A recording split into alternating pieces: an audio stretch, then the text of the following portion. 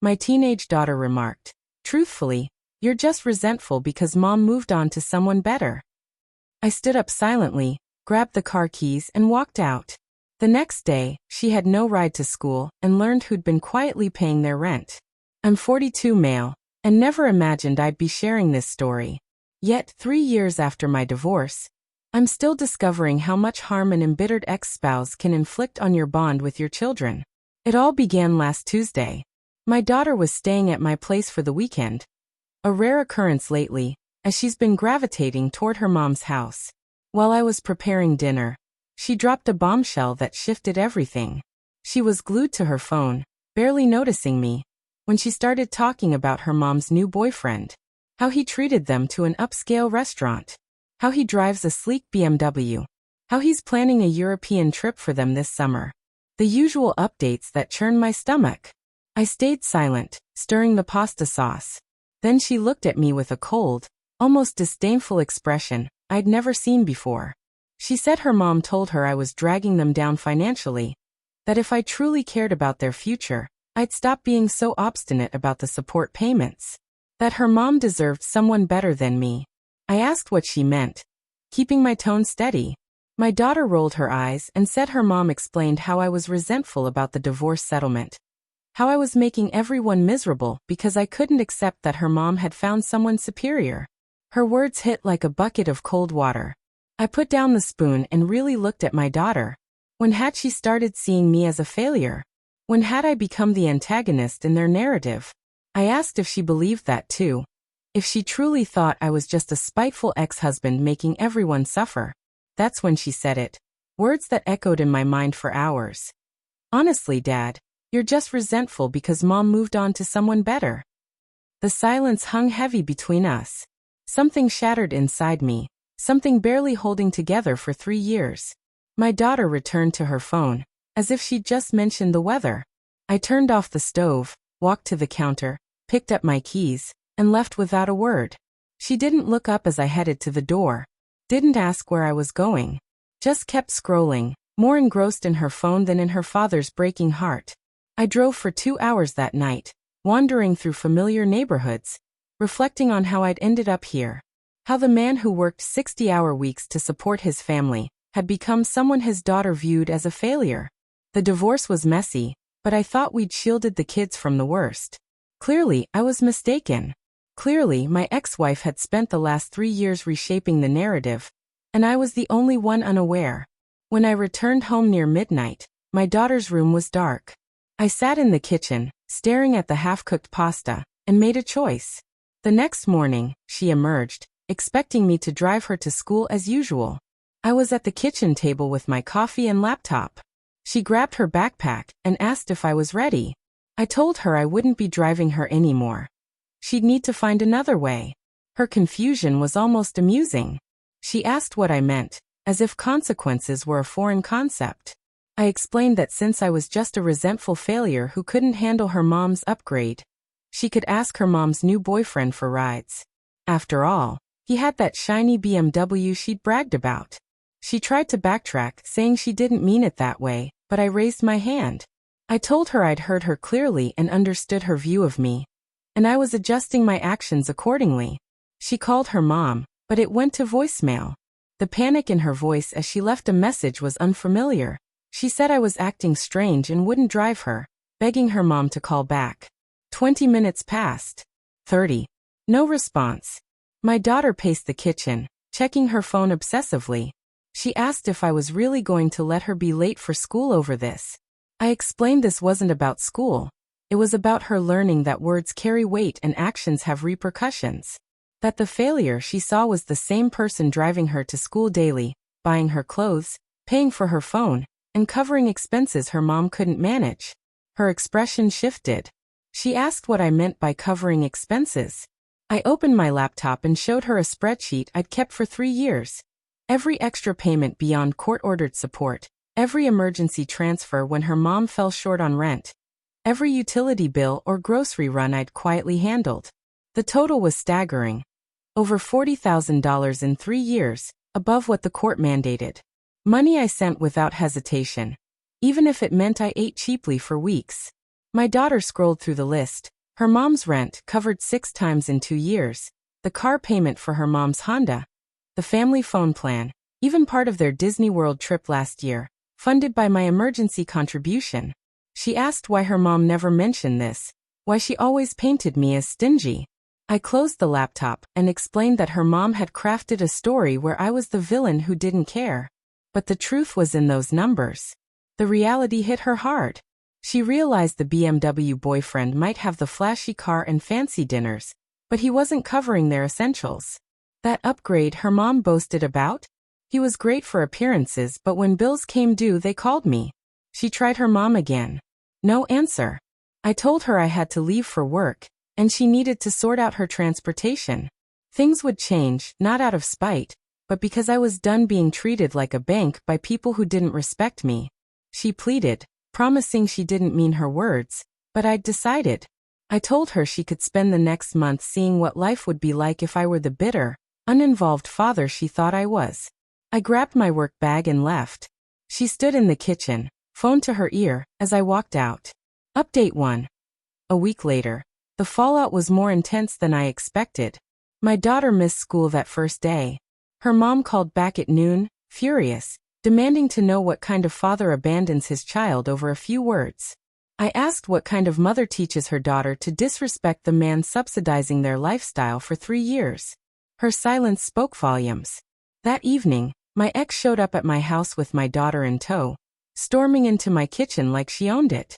She demanded I stop acting childish and resume my responsibilities.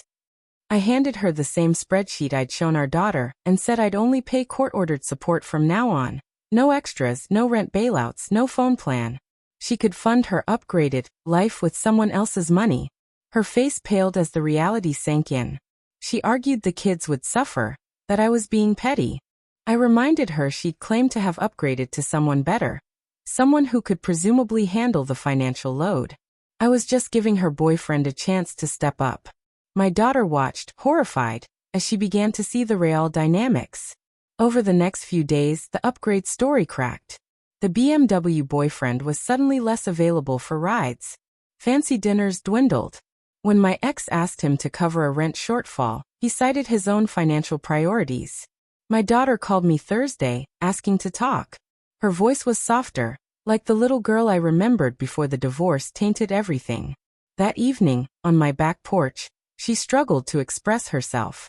She admitted she'd been angry about the divorce for years, finding it easier to blame me because her mom framed me as the problem.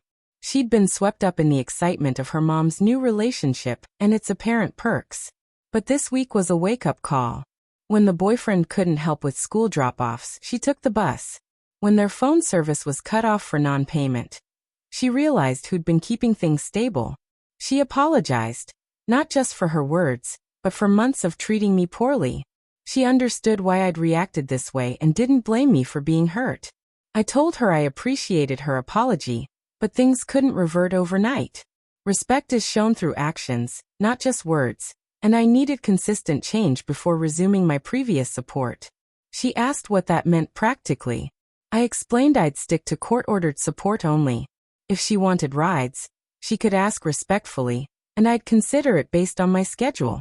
The days of being taken for granted were over. She nodded, tears in her eyes, and said she wanted to rebuild our relationship properly. It was a start, but I wasn't ready to lower my guard. Update 2. 2 weeks later, things shifted unexpectedly. My ex-wife faced a harsh financial reality without my support.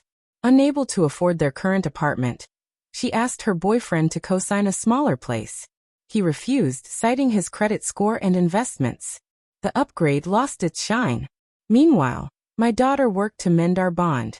She came over for dinner twice weekly, helped cook, and engaged in real conversations instead of staring at her phone.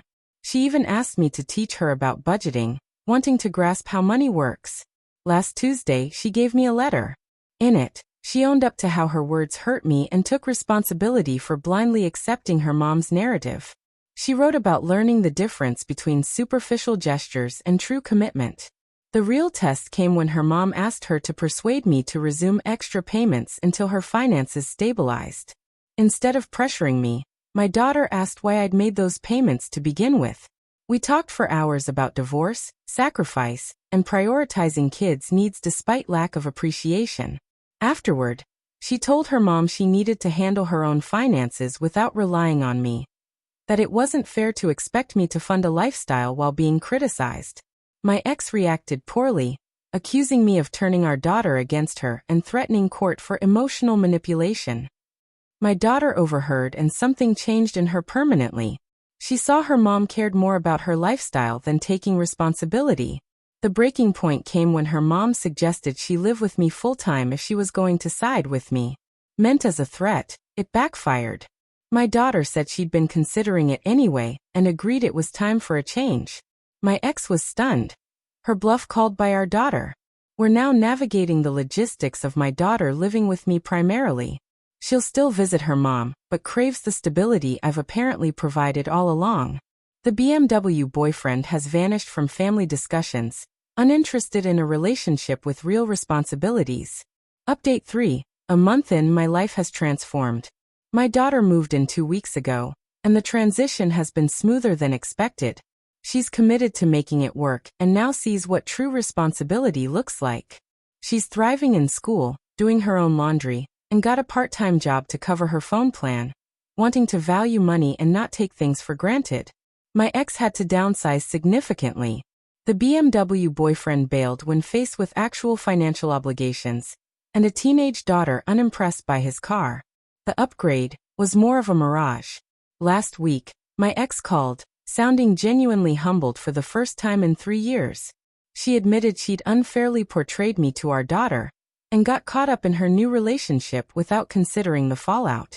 She asked if we could co-parent better for our daughter's sake, not for money, but for cooperation and respect. I said I was open to a functional co-parenting relationship, but it must be built on honesty and mutual respect. No more rewriting history or using our daughter as a go-between. She agreed, and we've since had 2 productive talks about our daughter's future and college plans. My daughter is flourishing with the stability of living here full-time. She's made new friends, joined the debate team, and is exploring college majors. She's also working on her relationship with her mom, but on honest terms.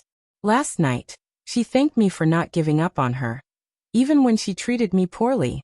She said watching my response taught her more about character and integrity than any lecture could. She added something profound.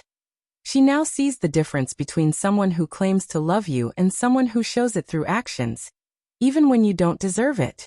The bitter failure her mom thought she'd upgraded from? He was the one who showed up consistently, sacrificed quietly, and loved his daughter enough to teach her tough lessons. Sometimes, the real upgrade is appreciating what you already had. My daughter learned that just in time. Her mom too late. I learned that sometimes you must risk losing everything to discover what truly matters. Raising a daughter who knows her worth and won't settle for less. My revenge wasn't calculated. It was simply letting the truth unfold and allowing others' choices to reveal their consequences. Sometimes, the best revenge is stepping back and letting people realize what they've lost without your support. They learn quickly. If you'd like more stories like this, a quick tap on the subscribe button would mean everything to us. Please subscribe.